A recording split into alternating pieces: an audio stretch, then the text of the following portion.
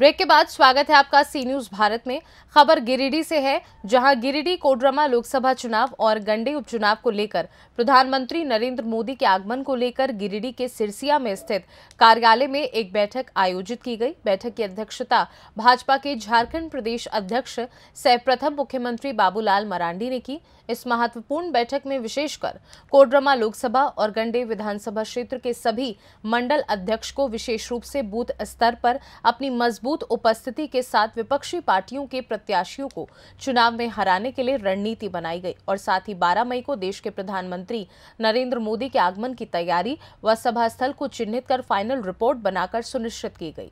इस महत्वपूर्ण बैठक के उपरांत केंद्रीय शिक्षा राज्य मंत्री सह कोडरमा लोकसभा प्रत्याशी अन्नपूर्णा देवी, गिरिडीह जिला भाजपा मीडिया प्रभारी सह जिला परिषद उपाध्यक्ष कामेश्वर पासवान सहित धनवार विधानसभा क्षेत्र चुनाव प्रभारी सह अधिवक्ता चुन्नू कांत ने सी न्यूज भारत को संबोधित कर कार्यक्रम की जानकारी दी। साथ ही कई सवालों के जवाब भी दिए और जमकर विपक्ष को आड़े हाथों लिया। गांडे विधानसभा का जो उपचुनाव हो रहा है, इस बार भी यहाँ तमाम की घटना की पुनरावृत्ति होगी और आज भले ही इंडिया गठबंधन के लोग लड़ने में अपने पूरी धन शक्ति लगा दी है, उनके पास एक ही ताकत है, वो है धन, और भारतीय जनता पार्टी के पास जन है और उसी जन के भरोसे हम ये दावा के साथ कर सकते हैं कि गांडे विधानसभा के उपचुनाव में हमारे प्रत्याशी भाई दिलीप वर्मा जी रिकॉर्ड मतों से। नहीं, कार्यक्रम तो सर्वत्र चल रहा है। भारतीय जनता पार्टी और एनडीए के घटक दल में जितने लोग हैं, कई कार्यक्रम हैं। आज तो चूंकि आदरणीय प्रधानमंत्री जी का कार्यक्रम होना है रेशम में, तो उसके निमित्त हमारे आदरणीय संगठन मंत्री कर्मवीर जी और प्रदेश के महामंत्री बड़े भाई आदित्य साहु जी आए हुए थे। हम लोग स्थल का दौरा करके वहाँ देखें कि क्या तैयारी है, कैसे करना है। इसके अलावा हर दिन हर पल भारतीय जनता पार्टी के एक कार्यकर्ता नेता अपने अपने मिशन में लगे हुए हैं और ये स्थिति पूरी तरह से स्पष्ट है कि भारतीय जनता पार्टी के सामने देश में कोई विपक्ष नहीं है। विपक्ष को खुद भी पता नहीं कि वो कहाँ है, इसलिए उनकी कोई ना तो कोई जमीन है ना कोई जनाधार है। केवल जो उनका लूट खसोट का जो व्यवसाय है उसको बचाए रखने के लिए वो संघर्ष कर रहे हैं। अभी आप देखें कि एक मंत्री के निजी सचिव के एक कर्मचारी के घर में इतनी बड़ी राशि मिली है। अब ये लोग घूम घूम के करते हैं, जेल का ताला टूटेगा, हेमंत सोरेन छूटेगा।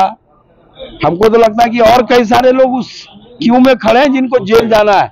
अब आलमगीर आलम जी की भी बारी है, तो जब कार्रवाई होती है तो ये लोग कहते हैं कि भारतीय जनता पार्टी संवैधानिक संस्थाओं का दुरुपयोग कर रही है, लेकिन इतना सारा रुपया निकल रहा है उसके बारे में ये लोग कुछ नहीं कहते कि पता नहीं कहां से निकल रहा है, कैसे निकल रहा है। तो ये पब्लिक है, ये सब जान रही है और इस बार रिकॉर्ड मतों से आदरणीय प्रधानमंत्री जी देश में तीसरी बार प्रधानमंत्री बनेंगे। और भारतीय जनता पार्टी ने तो 400 का नारा दिया था। जो माहौल है, जो परिस्थिति दिख रही है, उसमें हमको लगता है कि 400 से ज्यादा, अगर हम 500 भी कहें तो कोई अति हो सकती नहीं। लगातार जेएमएम की तरफ से कल्पना मैडम का कहना है कि 400 भी पार नहीं कर पाएगा।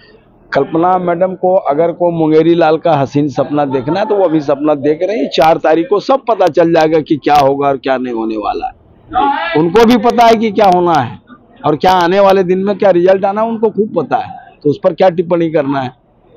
हम तो कहेंगे उनके पास कोई जवाब है कि वो जो आज धनराशि मिली है उनके एक मंत्री के एक छोटे से कर्मचारी के घर में, उस पर क्यों नहीं बोलते हैं लोग। उस पर कुछ कहना चाहिए, कोई कुछ नहीं कह रहा है। तो केवल सहानुभूति बटोरने के लिए जो विलाप कर रहे हैं, आलाप रहे राग उन लोग, वो जनता उसको पूरी तरह से खारिज कर दिया।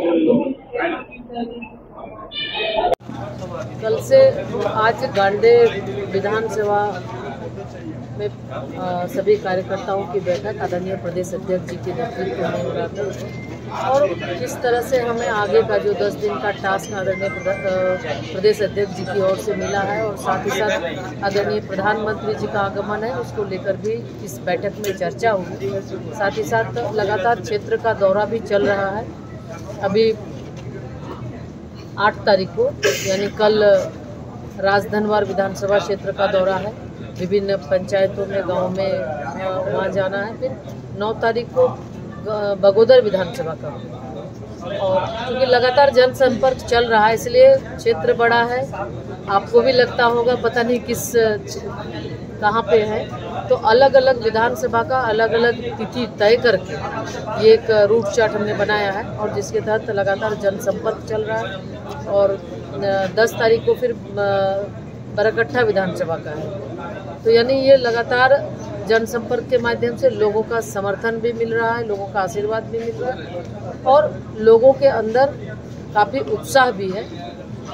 और जो तय पार्टी की ओर से जो लक्ष्य 400 पार का है, तो निश्चित रूप से जनता भी ये तय कर चुकी है कि देश को आत्मनिर्भर, देश को विकसित बनाने के लिए माननीय प्रधानमंत्री जी के साथ वो कदम से कदम मिलाकर चलने के लिए उनको फिर से आशीर्वाद देने के लिए। मैडम, ये जनसंपर्क में और क्या क्या कार्यक्रम होने वाला है?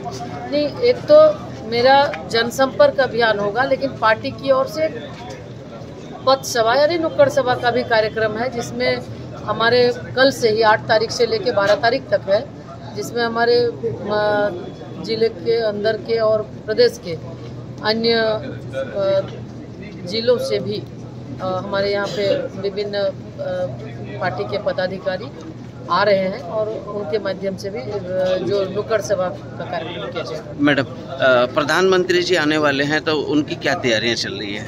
माननीय प्रधानमंत्री जी के आगमन पर ही आज ये बैठक हुई थी, और अभी आदरणीय प्रदेश अध्यक्ष जी, आदरणीय संगठन मंत्री जी, आदरणीय सांसद श्री आदित्य साहू जी, उनका आज गिरिडीह आगमन भी हुआ था।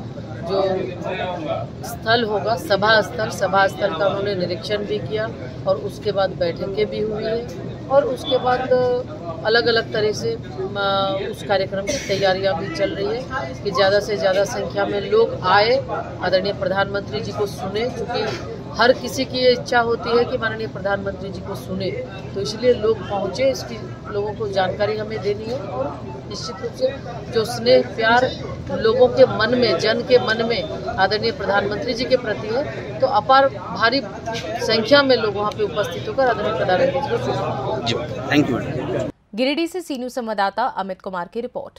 फिलहाल इस खास रिपोर्ट में बस इतना ही। वक्त है एक छोटे से ब्रेक का। ब्रेक के उस पार हम आपको और भी तमाम बड़ी खबरों से करवाएंगे रूबरू।